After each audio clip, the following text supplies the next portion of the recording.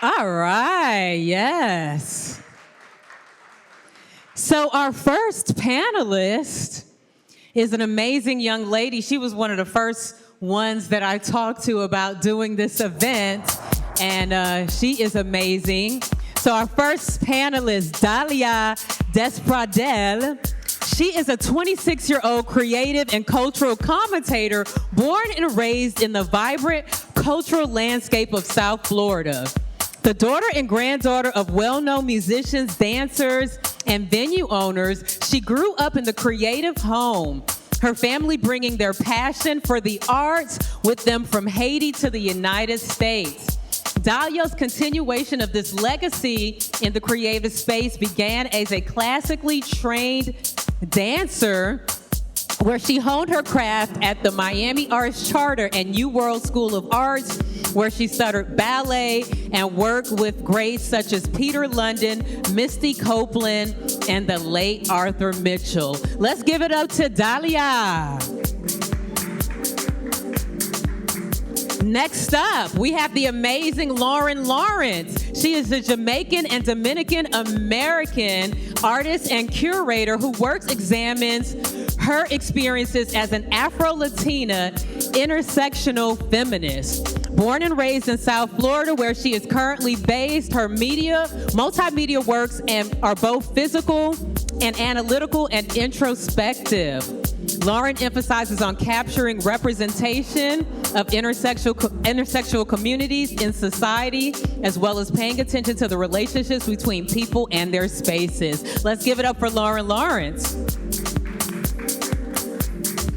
Next up, we have Fabienne Claude. Fabienne Claude is a devoted mother, healer, and pillar of her community, a proud South Florida native with deep Haitian roots. As a talented creator, she inspires those around her to vibrate higher through physical, spiritual, and artistic expression. Let's give it up for Fabienne. And one more chair. And then last but not least, we have the amazing Desiree Hall, a vibrant heart in Miami, Florida, a woman of boundless energy and charisma who has carved a remarkable path through life, touching hearts, spreading joys, and leaving an indelible mark. She blends the role ranging from being a wife, mother, grandmother, and she is a seasonal inspirational speaker, radio host, and prominent fashion influence. Let's give it up to our amazing panelists.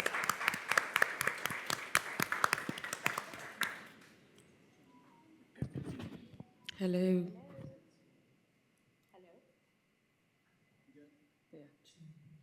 All right, wonderful ladies. Thank you for being a part of this. And gentlemen, we need some, don't be afraid to, chime in. We're going to have a Q&A. So I'm just going to start off with you all. Just please tell me about yourselves, each of you, and your backgrounds, your profession, and what makes you you, just to kind of give us a foundation. Hello. Oops, sorry.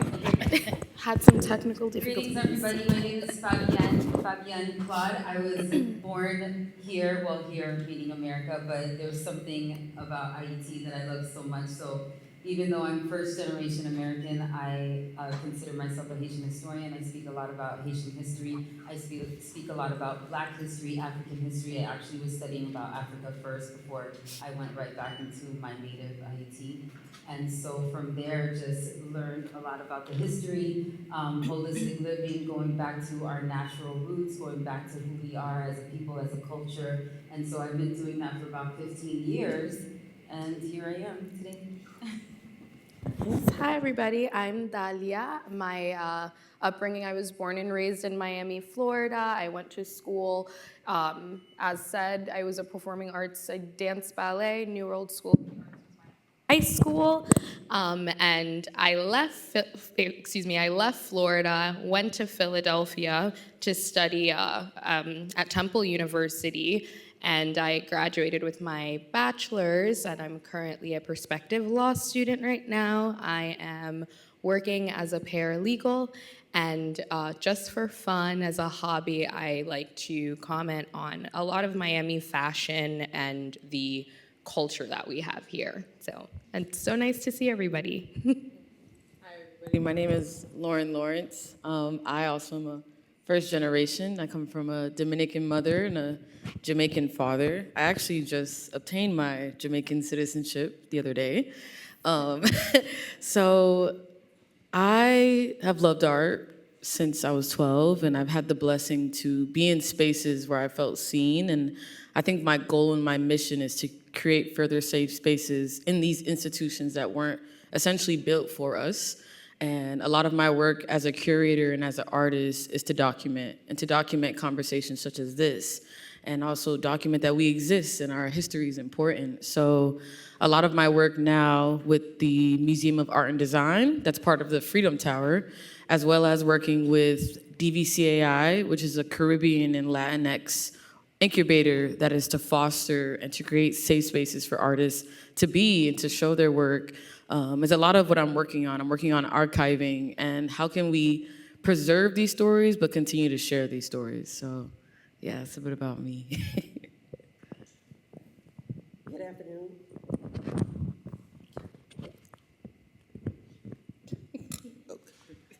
Thank you. Good afternoon, everyone. I am Lady Desiree Hall.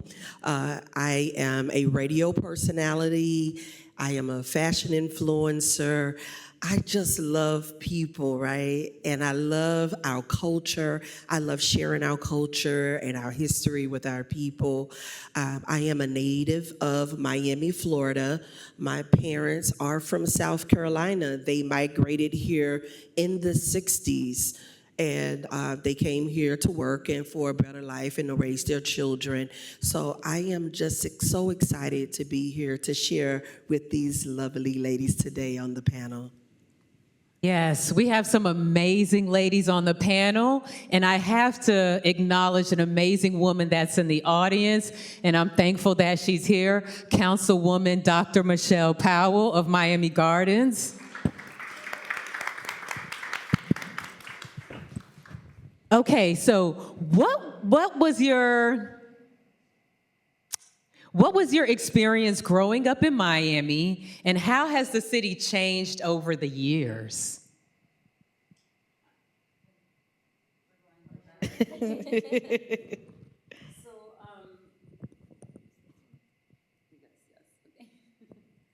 So I was, so I was raised here in Miami. I was born in New York, raised here. And I went to Catholic school. I was born in Catholic, I think a lot of Haitians know that the Catholic religion is we're going to church every Sunday. And so I went to Catholic school. And so there was probably just about 5 of us meaning Black people in the school, 1 Black teacher. So I didn't notice the racial tension until I left, meaning like how I was treated. I thought I was treated in a way that maybe I deserved it or maybe I did something bad, but as I grew up, I realized that it was racial, very racial, and segregated in between the lines without being obvious, but obvious. And when I started going to public school, that's when I started seeing, disrespect just came into my mind, the disrespect of Haitian people. I didn't understand it until I left Catholic school and went into a public school where I was surrounded by people just like me. I was surrounded by Haitian people, and I realized how ashamed people were of their own, their own culture. And so that sparked an interest in who I am and why is that happening, because when I go home, we speak Creole. When I go home, we eat Haitian food and we love our culture. And so when we come out of it, why is the shame happening? So I was very popular still. I was still very known in the community, in school. And so I used that popularity to, speak up for Haitian people at that time, and grew up doing the same thing. So. And how has the city changed over the years from you growing up? more people are becoming more aware of who they are. More people are becoming more proud of who they are. So at a moment where it was me and just a few people that stood up and said, this is where we're from, this is what our culture is, now everybody's saying it. So there's a sense of unity, there's a sense of coexistence, there's a sense of community that has happened throughout the years. Just, we're knowing ourselves now. We're reading about ourselves now. And so we're seeing how resilient, how beautiful, how strong we are. And so there is this rise of love for self, I noticed. Yeah.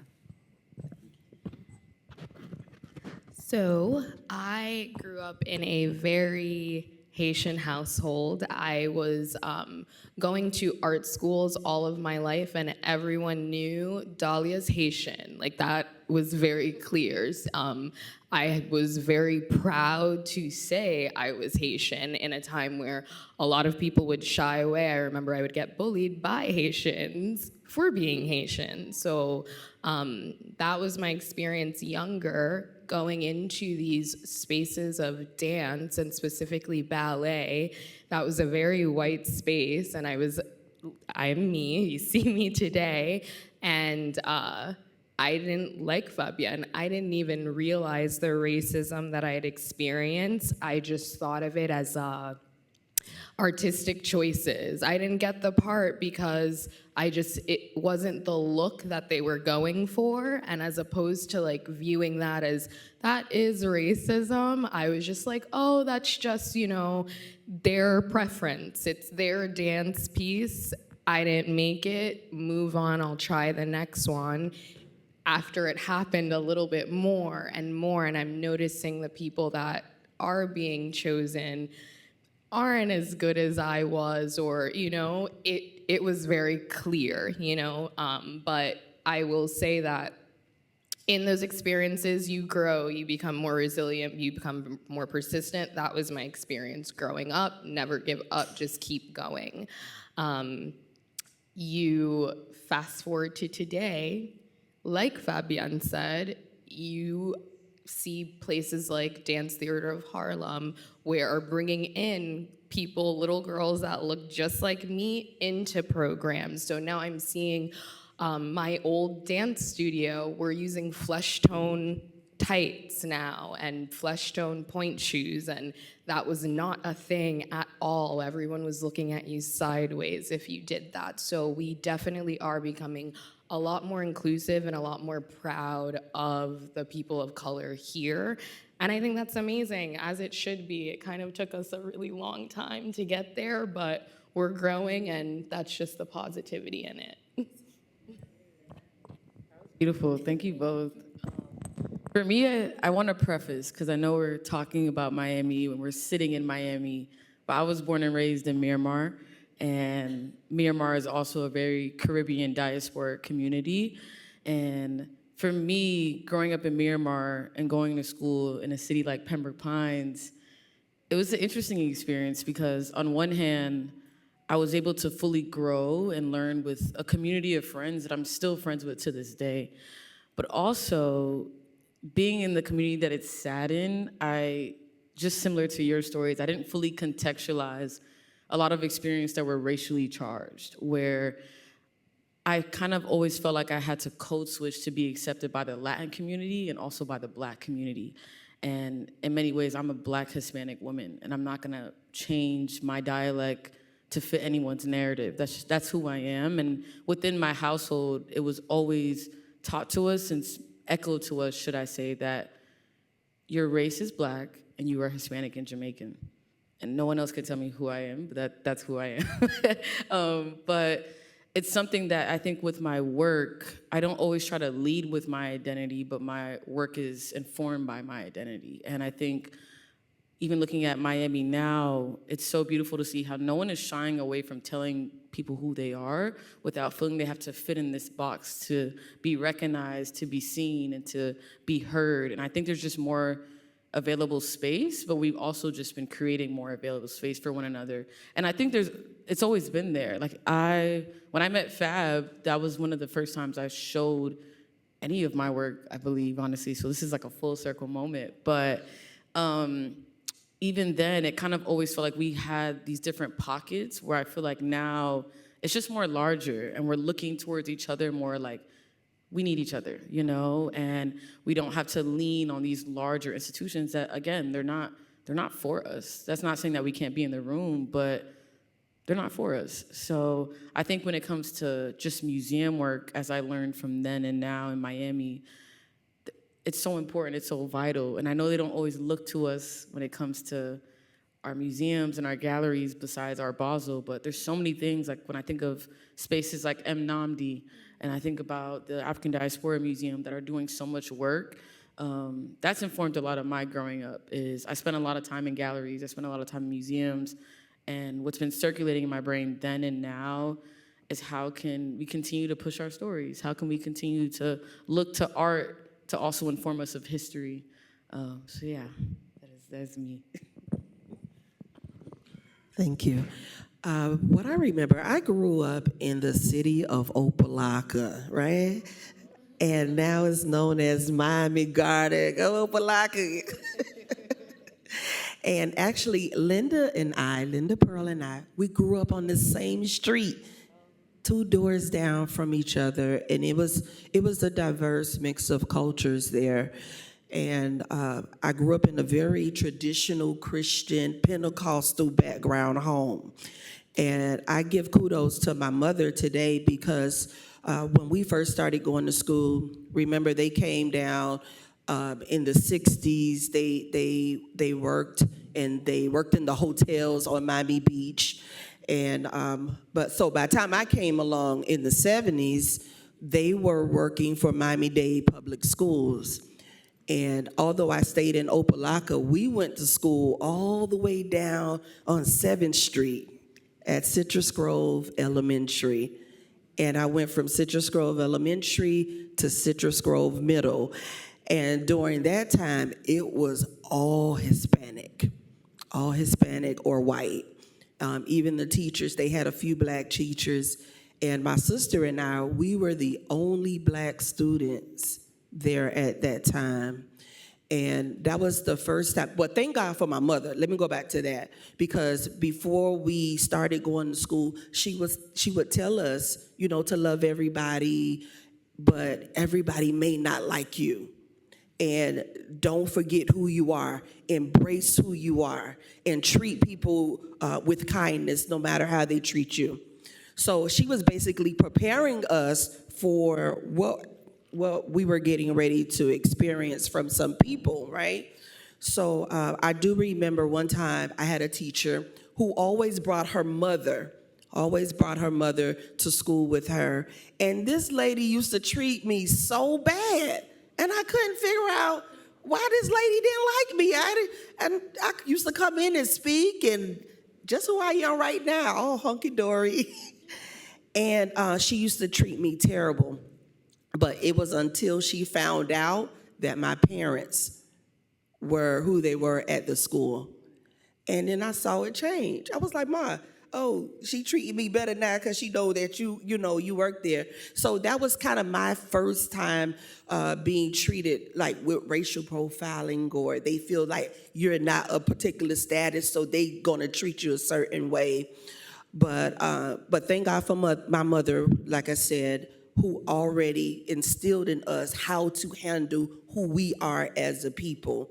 And I believe that you said it. I think now how Miami has changed, everybody has most people now have their sense of belonging. And they're embracing who they are. I remember I used to want to have perms. I wanted to wear the weave. Like, I wanted to be that girl. But now everybody is wearing natural hair. They're embracing their blackness. They're embracing their culture, and it's okay. And that's what I love about it. Awesome. So when we talk about the African diaspora in Miami, we have the African American, we have the Caribbean, we have the Afro-Latina. Do you feel that we are united as an African diaspora? And if not, how can we be united? And anyone could answer that question. Everyone does not have to answer.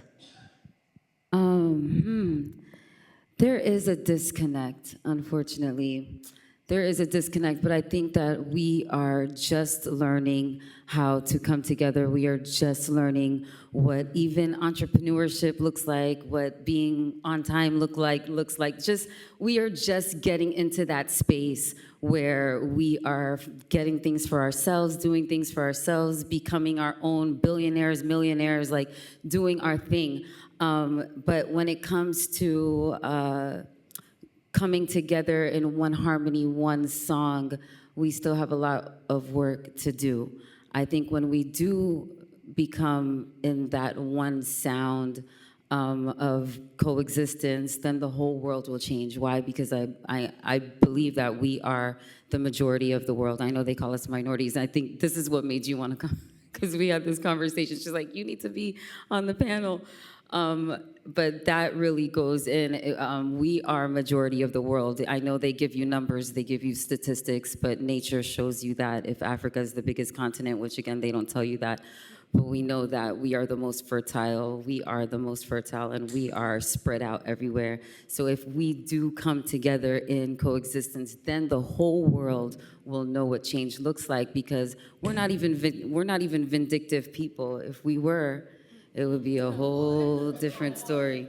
And so luckily we're not. And so we want equality. We want, to come back to our natural order. We want existence to be at its strongest. And so, yes. So we're talking about Black Miami, and according to the U.S. Census Bureau, 70% of our community is Hispanic. Lauren is Afro-Latina. But for those of us that may have not grown up in a Spanish-speaking household, do you feel it's important to learn how to speak Spanish to thrive in Miami? I think it's important to learn any language. I'm going to start with that. I think someone said a very beautiful quote to me yesterday at Miami-Dade College, where when we're in Miami, you speak English to someone who's from the diaspora, you're speaking to their mind, but when you speak their language, you're speaking to their heart. And it touched me, because it's like when you learn, being that we're talking about Spanish and you're talking to someone who is of Hispanic descent, we're speaking to their heart, we're speaking in their tongue, but the same could be said for Creole, the same could be same for Swahili. So I think that question, I feel like it's important to learn any language. If it was up to me, I'd be trilingual or all the above, because imagine what it could be, us being in Miami and how close we are to the Caribbean. I think it's a superpower to be here. And I'm also speaking of someone similar to you, Pearl, who just moved back as well. I was studying in London for about 2 years, and I moved back in the summer of last year. And even though I was in a space where I felt I was more closer to people of the African diaspora, and places like Peckham where Ghanaians, Nigerians they're there. This is their hub. And now coming back to where I'm from, I was like, wow, this is a different superpower, because we're right here. And imagine if you can learn all these different languages and really speak to people in their heart. So I think it's important to learn any language. For me, as someone who's Hispanic, it is my goal to be more bilingual in Spanish. But in Miami, I'm sure we all know our little things. We can say "Cómo estás?" We know our 1-2s. We know how to order our croquetas and do what we can. But Definitely agree on that. I think it just makes you a lot more marketable when you know another language. And at least in my experience of job hunting, model castings, everyone is Hispanic. Everyone speaks Spanish. So like you said, if I can say, hola, ¿cómo está? And have the accent that I have because I've heard it all of my life because it's being taught in my schools, then it's gonna help me get to the places I wanna be, because I don't think they're looking at us hoping we do speak some Spanish or understand the language. So it will catch someone by surprise in a positive light, I think. It's definitely important. I totally agree as well, because it opens up so many more opportunities for you. And just like you said, when you learn other languages, not just Spanish, I wanted to learn Creole. I wanted to learn so many different languages, French, because when you do that, you said it, when you're speaking to someone from somewhere else, you're welcoming them in to your world, right? And to me, I believe in order for all of us to be united, we must feel like we're welcome in that space to be able to flourish and to learn from each other. So, yes, I would say yes, it's important. Awesome. If you could change one thing about Miami's Black experience, past or present, what would it be? The community, being a village. Yeah. I remember, like, we grew up on the same street, and we all went to each other's house. We fed each other, we played with each other. There was a sense of family, unity on those blocks, right? So now you don't really see that community, that village, where if my mom or my dad had to work, the neighbors can watch us and they know we'll be fine. I think we don't have that. So I just wish that we can kind of go back and have that sense of community and village and responsibility and accountability for each other as a people. I think this kind of goes back to like past. I think Miami needed to give Haitians a little bit more respect and like credit for what we have done and our cultural influence throughout the entire world. I think that before it was frowned upon to be Haitian, you were made fun of, you were bullied for just simply being Haitian. And now it's different. Now everybody wants to be Haitian now, everybody. But prior to that, my upbringing, I really wish there was some type of like human decency, respect, and just more awareness of why Haitian people are like so prominent and so impactful, important in Black history, period. I feel like a lot of it, which this could also be posed to a question to you too as well, is like accessibility. And I feel like Miami struggles like with accessibility. Like even looking at our transportation, like how can a student that wants to come somewhere from Little Havana get down here and be able to find their way? And like you said, it goes into community. So I think my question also is like how, given what you guys all said when it comes to like being more vocal about our cultures and showing up for one another, because a lot about community is showing up. Like we showed up for each other today and everybody else here showed up for us, but how can this city be more accessible to, I guess, preserve and also show up for these communities?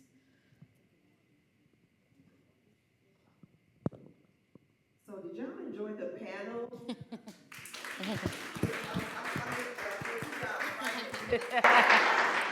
So now it's time for Q&A. Anyone have any questions for our panelists? Any questions? Okay, my name is Natasha, and I've been living in this lovely city for over 10 years. And I am kind of like a home chef. I worked for many years working at night. And so in the daytime, when I would get bored or couldn't sleep, I would watch like cooking shows. So long story short, I want to know, since I love Haitian food, is it legume or lalo? Because that's what I do. Because this is like a big thing in my house. Because my husband is Haitian, we always debate, because those are the two dishes that we really love. So which is better, legume or lalo, and why? Legume all the way. Legume because it just has a better like seasoning. There's like a better there's not that like bitter taste from the lalo. Like legume is just where it's out. It's my favorite Haitian food, so I might be biased, but that's my comfort type of food, I agree. Legumes, same thing.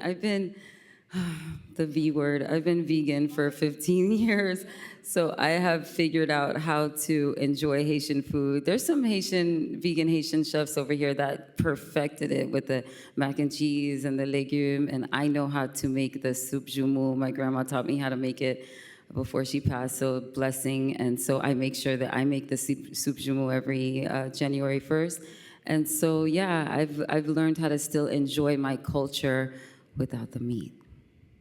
I've been vegan for like 6 years. Hi. Hi. Oh, this is loud. My name's Angela Graham. I'm also a paralegal, and I went to law school in Atlanta, Georgia.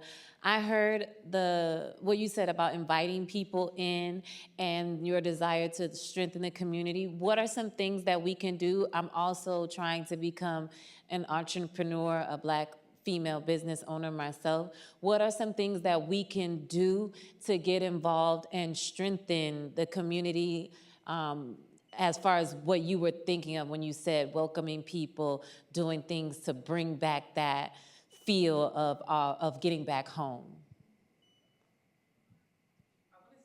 You're already doing it by being here. Seriously, because I think, again, like a lot of it is showing up. And I think with all the work we do, it requires a strong, but it's necessary for us to be here, because this is how the conversations happen. Because when all of you leave here, we hope that these will still be in your mind, and the conversation will travel outside the space. And that's how we continue to unify one another. So I think you still continuing to show up, come to these events when you can, and speak, and also offer your voice, because you have something to say that's very vital. And it's interesting, because I was saying to her earlier, I was like, man, like, Black women in law, thank God. Thank God. We need you. And it's so interesting, because I've actually met a lot of women who've transitioned from law to work into museum work, and how like intersectional it is. You know, we're working with art that's on loan and all these different words they try to hide in paper that are very important and can end up kicking us in the butt later. So please keep doing what you're doing. Please keep showing up, because we need you.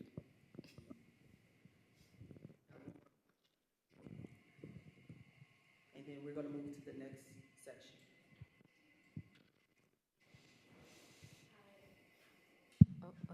Okay, sorry. Hi, everybody. My name is Wood Darley, and I was invited here by Pearl. So I'm so happy to be here, first of all. But my question for the panelists is, you know, with all the different cultures that we have in South Florida, and specifically in Miami, what do you think is the most untold story about Black history, be it within the Hispanic community or the Haitian community, or even the, you know, the mixed race, you know, for the people that feels like they don't belong in one of the others? I can't necessarily answer like the untold stories, but it kind of piggybacks on the question that Pearl was mentioning. It's how do we like unite? It all comes from learning about those untold stories, learning about our history. And I think nowadays, because of all the access we have to information, that's how we're gonna be able to know about those untold stories. When someone like me, someone like Fabienne, someone like Lauren comes up and says, do you remember when this blah, blah, blah happened with this Haitian person, with that Dominican person, with that Jamaican person? Like, going on social media, I'm not a big social media fan, but there are the benefits of just learning history, having our schools teach us that history, having family teach us about those untold stories. So just creating that community, creating that understanding, that will to learn about it. I almost feel like Miami's Black history it's being told, but there's still so much to learn. I'm gonna plug a woman named, I think it's Nadege or Nadine Green, who runs an account called Black Miami Dade. Please follow her, and she does incredible work. She's a historian, she's an archivist, and it is her mission to make sure that these untold stories that are vital to Miami's Black history are being told. And I think that is what, if I could answer the question, is like, I think that needs to be told more, because Miami's history is also Caribbean history. So, yeah. Absolutely. And I think we as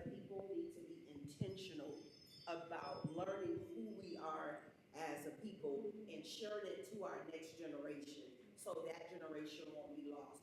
So as we learn and as we gather this information and we apply it, we can teach someone else, and then we'll be more proud of who we are as a community. Because we need our people in all of these places, okay?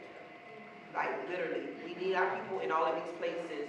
And like I said, I'm a radio personality, and I'm big on bringing our community resources and teaching them and bringing in people that have these type of resources to know where to go, who to connect with, but we have to show up.